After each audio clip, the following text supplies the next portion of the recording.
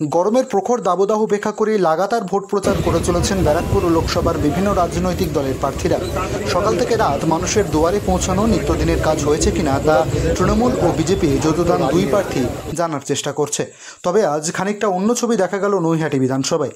রেলের ঘোষিত সময় অনুযায়ী শনিবার সকাল 10:47 নৈহাটি লোকালে হঠাৎ উঠে পড়লেন তৃণমূল প্রার্থী পার্থ ভৌমিক। যদিও নৈহাটি স্টেশনে ঢোকা না পর্যন্ত স্টেশন চত্বরেই চায়ের দোকানে চা খেয়ে আবার কখনো পথচলতি মানুষদের সাথে করমর্দন করতে দেখা গেল পার্থবাবুকে। তবে নৈহাটি লোকালে উঠে আচমকাই আর পাঁচটা সাধারণ মানুষের মতোই সবার মাঝখানে বসে পড়তে দেখা গেল তৃণমূল প্রার্থীকে। যদিও তাকে সামনে পেয়ে সাধারণ মানুষেরাও কিছু অভাব অভিযোগের কথা জানান।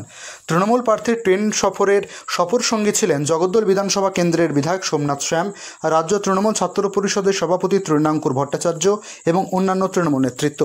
সাংবাদিকদের মুখোমুখি হয়ে তৃণমূল প্রার্থী পার্থ ভৌমিক বলেন, সকাল থেকেই পাড়ায় অলিতে গলিতে প্রচার করছি, কিন্তু সরকারি চাকরি করা মানুষজন, স্কুল কলেজের পড়ুয়া, নিত্যদিনের যাদের কলকাতায় যাতায়াত করতে হয় তাদের সাথে দেখা হচ্ছিল না। তাই আজ ভাবলাম ট্রেনে করে গিয়ে তাদের সাথে দেখা করি। তবে এর মধ্যে গুরুত্বপূর্ণ প্রসঙ্গ সামনে আসে। ব্যারাকপুর লোকসভার অন্তর্গত কাঁচরাপাড়া ওয়ার্কশপে নতুন নিয়োগ বন্ধ রেখেছে রেল কর্তৃপক্ষ। সে বিষয়ে তৃণমূল প্রার্থী বলেন, মমতা বন্দ্যোপাধ্যায় যখন রেলমন্ত্রী ছিলেন বাংলার সার্বিক উন্নয়ন হয়েছে। তারপর যে সরকার এসেছে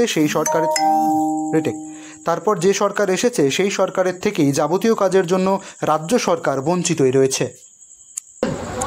না, আসলে পাড়ায় পাড়ায় প্রচার করছি তো, তাহলে যারা অফিস যাত্রী তাদের সাথে আমার কন্ট্যাক্ট হচ্ছে না, তারা বাড়ি থেকে বেরিয়ে যাচ্ছে।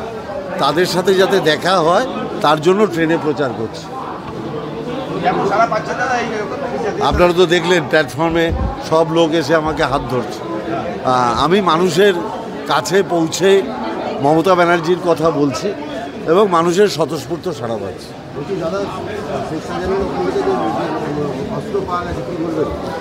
না দেখুন, আইনের মতো চলবে। শেখ শাহজাহানকে দল বহিষ্কার করেছে, অতএব শেখ শাহজাহানের সাথে তো দলের কোনো সম্পর্ক নেই। আইনের মতো চলবে। পুলিশই তো শাহজাহানকে অ্যারেস্ট করেছে। পুলিশ যদি শাহজাহানকে অ্যারেস্ট না করতো তাহলে কি আর এই অস্ত্র উদ্ধার হতো? দল বদলু অর্জুন সিং টিকিটের জন্য দল বদল করছেন, আপনার এগেনস্টে কিভাবে নিচ্ছেন?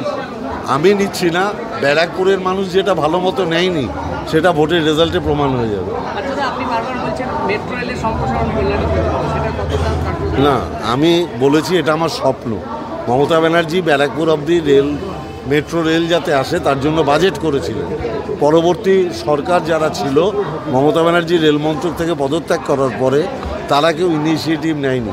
আমি মমতা ব্যানার্জির সেই স্বপ্নকে বাস্তবায়িত করার চেষ্টা করি। একটা ইন্ডাস্ট্রিয়াল এরিয়া ব্যারাকপুর, এখানে গুন্ডারাজ নিয়ে একটা নানান কথা আছে, এটাকে কিভাবে আপনি সামলাবেন বলে ভাবছেন?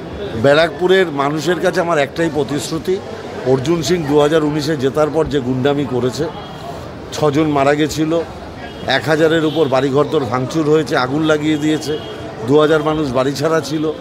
ভাটপাড়াতেই 3 মাস স্কুল, কলেজ, ব্যবসা সব বন্ধ ছিল। এই পুরো এলাকা জুড়ে সন্ত্রাস ছিল। ব্যারাকপুরের মানুষ সেটা ভোলেনি। আমি বলেছি, তৃণমূল কংগ্রেসকে যদি আপনারা 2024-এ জেতান, আমি এই গুন্ডারাজ খতম করে দেবো। ব্যারাকপুরের উন্নয়ন